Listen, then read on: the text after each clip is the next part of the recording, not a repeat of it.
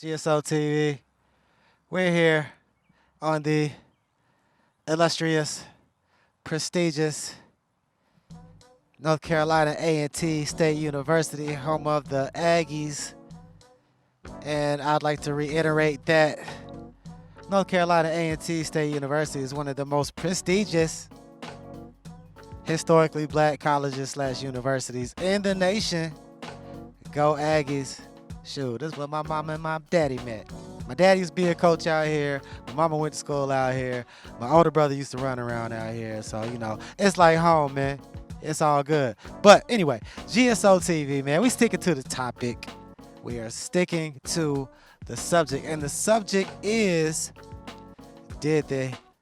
was the civil rights movement, the sit-ins, the march, the protest, the struggles that our predecessors went through, did it benefit us?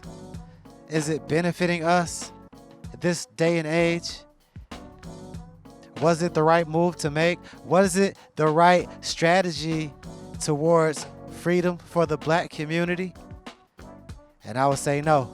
Like I said previously, I would say we are now at a stage where we're starting to realize that we need to support black businesses. We need more black-owned businesses. We need to police our own communities. We are moving back towards black nationalism, which I call reverse integration. So we're here, and you know the story. These 4 courageous A&T students here back in February the 1st, 1960, went and sat down in the Woolworths building at the restaurant and demanded to be served. It was a very humiliating experience, but this is what they did. This was their fight. This was their action towards the struggle for equality here in America. So we'll talk about 60 years later. The question is, was integration the right move for the black community as a whole? And I stand by my ideology that the answer is no. I mean, was the food that good? Was the food that good? It must have been some good food they had to go if they wanted to go through all that, because we had plenty of thriving black communities that were happening before the 1960s. Tulsa, Oklahoma, for one. Right down the street, we had Durham, which is one of the most prosperous black communities in the nation at that time. We had several of prospering black cities that were going on within the nation before the civil rights movement actually kicked off. So my question to you is, were the sit-ins, were the marches, were all the demonstrations, the push towards integration, was that the right move? Was the civil rights movement the right move? Were they leading us in the right direction, or were they misled themselves? I take nothing away from these 4 men right here. What they did was courageous. It was bold. They risked their lives for something that they believed in. But we have to ask ourselves, was that the right move? Was us sitting and being able to go to right restaurants or go to white establishments, was that the right move for equality in America? I say no. Were they really just trying to be accepted by the dominant class? Malcolm X had already told you during that same time that you will never be accepted.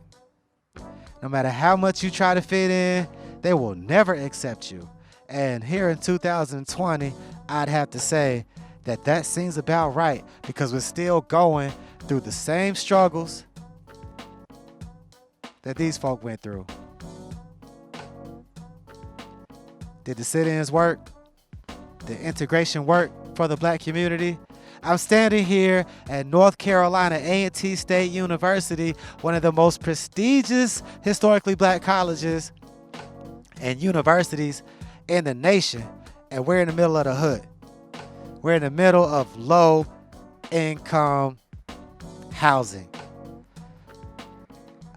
I'm going to go so far as to say that all historically black colleges and universities, no matter how prestigious, are located on the poor side of the black community in whatever city that they're in. Am I wrong or am I right? Am I wrong or am I right? We can go even further. We can go even deeper than that. And let me just say, I went to a historically black college and, I had a great time. I met a lot of wonderful people, and there is nothing, in my opinion, that is better for black people than the historically black college or university experience, because, it's sort of like we do things different. You know what I'm saying? Let's keep it real. We do things a little bit different. You know what I'm saying? Black colleges are a little bit more turned up. You know what I'm saying? There's a greater sense of pride and unity. We get away with a lot of things that might not be accepted normally at a white college university when you go to a black college university. It's a little different, but nonetheless, it was definitely a great experience for me. But my question is, what are we learning at historically black colleges and universities, that's going to benefit the black community? What are they teaching us? Are they teaching us the type of curriculum that we need that's going to empower us, that's going to empower the community around us? Or are they teaching us a curriculum that's going to serve the dominant society and that's just going to keep us in a servile position? You know what I'm saying? Is our educational system putting us in a position that's going to give us power in this country? Is our educational system teaching us the type of curriculum that's going to empower us to empower our communities and empower ourselves? Is the educational system changing anything for the black community? Just because we have more people graduating from historically black colleges and universities, does that mean that it's better off for the black community as a whole? I think not. In my eyes, I say absolutely not. So what good is it? What good is a sit-in 2020? What can this generation look back on and say, well, we appreciate y'all for that because it's really helping us out now when we're still fighting over the same things that they was fighting for? Huh? It's questions you got to ask yourself. Reverse integration.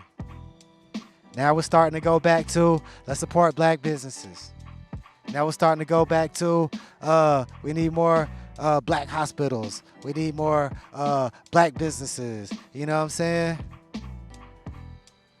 That's the opposite of integration. That's the opposite of what they was asking for. They were asking for integration. Now, 2020, 2021, we're saying, no, we need our own thing going on. You know what I'm saying? Was it a waste of time? I don't know. But you got to ask yourself. You got to question everything. You got to take a look around you and see what's really going on in the world. And ask yourself these important questions. Question everything, man. Question everything. Like I said, not taking anything away from these men right here. I'm sure that what they felt like what they were doing at the time was the right thing to do. But was the food really that good? Maybe it wasn't about the food. Maybe it wasn't about the food. But are we really free because we can go and eat with white people? Is that success for the black community? Does that mean we've won something? Or were we just chasing acceptance? Did we want to just be accepted by the white community as equals? That was 1960, and it's 2021, and I can stand here and tell you we're still not accepted by the dominant society. You see proof of that every day on the news, every day on YouTube and Facebook and all these social media platforms where black people still are not being accepted by the dominant society. What did we win? What did we change? Has anything changed? Have things gotten better for the black people as a whole? Or have things gotten worse? I say that they've gotten worse. Ask yourself. Question everything. Salute to you, the viewer, for tuning in. Salute to my city, Greensboro, North Carolina. Salute to everybody out there viewing worldwide. GSO TV, man. JG, the GSO General. Ask yourself. Reverse integration. Hey.